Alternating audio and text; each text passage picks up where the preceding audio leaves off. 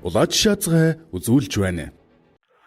За сайн байцгаана уу үндэсгчтэй. За ингээд та бүхэндээ өнөөдөр юу уншиж хүргэх вэ гэхээр хүний бичсэн нийтлэлийг уншия. Энэ юу гэхээр Европын орнууд дахь хулгайн хэргийн талаар нийтлэлийг уншиж эхлүүлье. За Европын улс орнуудад ажиллаж амьдарч байгаа зарим монголчуудын орлогын тодорхой хэсгийг хулгайн аяд бараа эзэлдэг болсон нуус биш болжээ. Иймд монголчуудын гадаадад үйлдэгдсэн гэмтэргийн 70% хулгайн гэмт хэрэг эзэлж байна. Энэ ноцтой асуултыг нээлттэйгээр тодорхой давтамжтайгаар ярьж хэлэлцэж байхгүй бол тун утгагүй бид Европт алхах эрхгүй муу нэртнүүд болж мэдгээр байна. Их эзэн Чингис хаанаар овоглон бахархдаг монголчууд Европ дахь энэ дэлхийн хамгийн муу нэртийн үндэстэн болохын ирбэгтээр ирээд байна. Хэтрүүлэг болохгүй үзээ. За. Чингис гэж хулгай гэдэг нь гэж шүү. Биелэх хувьдаа эх орон нэгтний маань хулгай үйлдэл монгол хүн нэгэн нэрээр тамгалагдаж монголчууд хулгайч гэж сэтэр зүүхийг хэмээн эмзэглэж байна бас тийм шүү дээ. Гэмгүй ажиллаж явж байгаа хүмүүс бас хулгайч хүмүүс гайл болж байгаа байхгүй. Европын айл нэг улсын дэлгүүрээр үйлчлүүлж явахдаа намайг хулгайч явж байна гэснүүдээр харж байгаа бол үгсээ айц эсгүүртэй бодолт хийж юммааргүй байна. Бас тийм шүү дээ. Гэтэл байдал санснаас бүр дордож эхэлж байгааг сая Европоор явахдаа анзаарсан учраас үзэг цаас нийлүүлсэн. Сэтгүүлчийн хувьд энэ асуудалд эмзэглэж байна, ичж байна. Учир нь хулгайч монголчуудаас болж Европт очсон зарим монгол хүний дэлгүүрт тэмтэрч орохыг нь хориглож эхэллээ. Төрийн аль башдаг нэгэн эрхмийн брендийн дэлгүүрээр үйлчлүүлэхээр орох гал хамгаалагч нь уучлаарай таныг оруулж чадахгүй гэж хэлсэн саяхны тохиолдол. Франц дэлгүүр хийсэн явж байсан бүсгүйн араас хамгаалагч дагчихсан хатагтай танд юугаар туслах вэ гэмээ инээмсэгтэй дивж байсан саяхан болсон явдал. Одоо бид үүнийг ямар нэгэн хэмжээгээр багасгах гэвэл таслан зогсоохгүй бол дэлхийн түүхнээ жүүд хүн нохоо хоёр орохыг хориглоно гэсэн бичиг хадаатай байсан шиг тун удахгүй монгол хүн нохоо хоёр орохыг хориглоно гэсэн бичигтэй дэлгүүр оршоо Европт борооны дараа мөөх шиг бий болоход ойрхон байна. Монголчууд бид Европт нэг бол дагуултай дэлгүүр хийсдэг үгүй бол хаалган дээрээсээ хөөгддөг болоод эхэллээ. Нэг иврийн үхэр дөргөл мянган үгүй ивэр дөргөн монголчууд хулгайч гэдэг нэрээр дэлхийн түүхэнд хараар үлдэх үе дээ. За Швейцарт ингээд нэг хүн ингээд нийтлэлээ бичиж дуусаад энэ өөрийнхөө сэтгэлдлийг хүчихэд одоо тохиолдлуудыг бичих гэж байна. За ингээд нэг хулгай хийгээд байгаа хүмүүсээс болж хүмүүст ямар хүндрэл учирч байгаа вэ гэдэг тохиолдлуудыг бичсэн юм шиг байна. За Швейцарт бас нэгэн тохиолдол Монголоос төрийн ажиллаар очсон эрхмүүдийн суурьсан монголчууд орхиг бордоггийн дайлцаалж нэг өдрийг дотн өнгөрөөсөн ба тэр зураа хаанаас юу авахар сонирхож байгааг нь тандаж мэднэ. Тал үнээр нь авчрах тухай наймаг тохирсноор хэдэн хоногийн дотор бараануудыг нь тал үнээр авчирж өгчээ. Би жоохон буруу ярьсан үг хэлээд.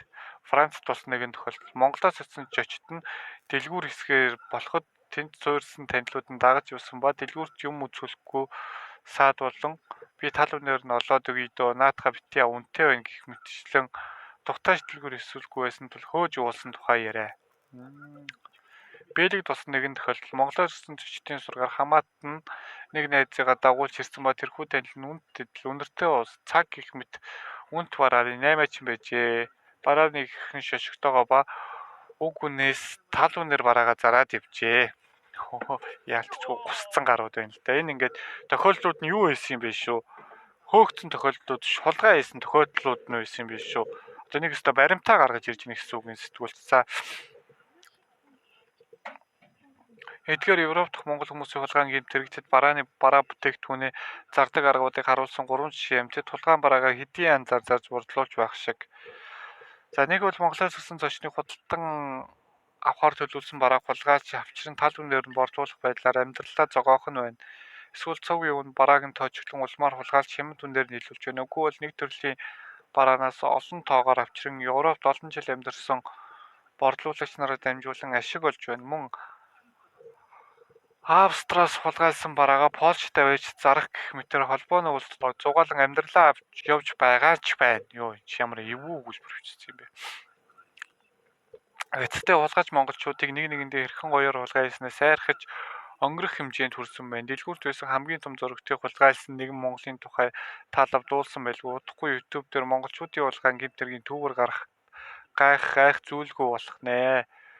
Монголын цагтаагийн дэд турандаа үндэсний телевизээр ярьсанчлан Европын холбоонд амьдарч буй монголчууд хүн бүр хулгай ээж амьдарч байна гэдэг үг зарим хүнийг ихэд дэмжиглүүлсэн. Тэд турандаа чинхүү булчимгүй үгнээсээ уучлалт гуйсан. Уучлалт гуйсны дараагаас энэ шуугаа нэмсэн ч энэ сэдвээр ярих хөрхөө болоогүй байна. Учир нь дээр хэлсэнчлэн монголчууд бид бараа болгочтойгоо дэлгүүр хэсдэг үндэстэн болж мэдхээр байна. Тэгэхээр та бүхэндээ дараах зүйлийг уриалъя. Европ зорчигтой хулгаан бараа бүтээгдэхүүнийг худалдан авахгүй байцгаая. Хулгайчид болон хулгаан бараагаар амьдардаг борлуулагч нарыг өөгшүүлэхэ болъё. Би хувьдаа Европт хулгаан бараа нэг удаа худалдан авч байсан. Энэний талаасаа одоо ч ичж байна. Дахин ийм зүйл хийж эх орон нэгтнээ хулгай эргийг өөгшүүлэхгүй гэж хувьдаа шийдсэн. Ойр тойрны хүмүүстэй ч тэгж уриалж шаардах болно. Уншигч таныг ч гэсэн ингээсээ хэмээн хүсэж байна. Мөн хулгаан бараа борлуулагчдын талаар зохих байгууллагад мэдэгдэж буй Монгол улсын гадаад харилцааны яам тусгай бодлого гарган хулгайч монголчуудын талаарх элчин сайдын яам болон ДТГ-гээрээ дамжуулан авдаг болмоор байна. Нээлттэй дотоодын тагнуулын газар гэж бодох. Мэдгүй. Нээлттэй захим хуудас ажиллуулъя. Энэ мэдээллийг Монголоос утсан хүмүүс өгнө үхээс Европт ажиллаж амьдарч байгаа дундаа орсон хүмүүс өгнө гэж найдах хэрэггүй. Одоо ч бид үүний ямар нэгэн хэмжээгээр багасгах эсвэл таслан зогсоохгүй бол дэлхийн түүхний жүүд нохоо хоёр орохыг хориглоно гэсэн бичих хадаатай байсан шиг тун удахгүй Монгол хүн нохоо хоёрыг орохыг хориглоно гэсэн бичгтээ дэлгүүр хоршоо Европ борооны дараах мөөг шиг бий болоход ойрхон байна. Би лав хувьдаа үүнээс ичж байна. Гэж байна шүү. За тэгэхээр ийм байна. Монгол хүн ингээд нэг мөрөөр амьдарч байгаа хүнд хулгай хийгээд амьдралаа авч яваад байгаагаар гай болоод байна. Зүгээр нэг хулгай хийхгүйгээр тийм чи амьдрах арга зөндөө байна шүү дээ. Тэгээ заавал хулгай хийдэг нь яадаг юм бол доо гэж илүү их ашиг олдог байх та гэж. Энэ бол дээр үед бичигдсэн нийтлэн. Гэхдээ одоо чи юм хэрэг байгаа байх. Зарим нэг үе тэгээд нэг монголчуудын нэг зам байна. Нэгнээ дөргөөд чи тэрийг ингэ шаасан уу? Маань ингэ шаасан шүү. Тэг гой шаастай өгшөө гэд ярих. Энэ минийгээ болчмоор байна. Тэгээд гадаадд байгаа гадаад хүн гэхгүй гадаад байгаа монгол хүн гэж нэр нь гардаг болохоор тэгээд энэ хэргийг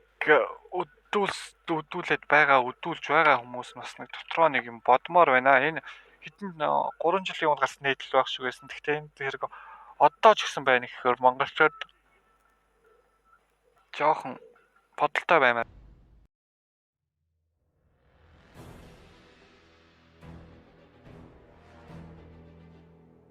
Та илүү их сонирхолтой мэдээлэл үзхийг хүсвэл манай сувгийг subscribe дарж дэмжээрэй.